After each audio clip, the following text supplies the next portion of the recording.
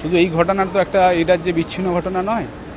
এই রাজ্য সরকারের সময়কালে গত 4 বছরের বেশি সময়ে বহু থানায় বহু ঘটনা ঘটেছে। আমরা সকলেই আক্রান্ত এই সরকারের সময়কালে, এবং আমরাও বিভিন্ন সময় থানায় গেছি, অভিযোগ জানিয়েছি, কিন্তু দোষীরা কখন হয়তো লোক দেখানো গ্রেপ্তার হয়েছে, পরের দিন সরকারি আইনজীবী আদালতে উপস্থিত না হয়ে জামিনের সুবন্দোবস্ত করেছে, যার উদাহরণ রানীগঞ্জের ছাত্রনেতা।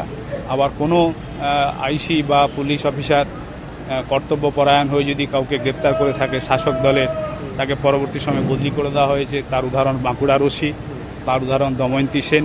আর ওপর দিকে শাসক দলের লোকজন প্রকাশ্যে বিরোধীদের ঘরবাড়ি জ্বালিয়ে দেওয়া, পুলিশের গাড়িতে বোমা মারার কথা বললেও তাকে মঞ্চে নিয়ে রাজ্যের মুখ্যমন্ত্রী তথা পুলিশ মন্ত্রী তাকে অক্সিজেন যোগাচ্ছেন এবং তার জন্য যা করার করবেন সেটা বলছেন।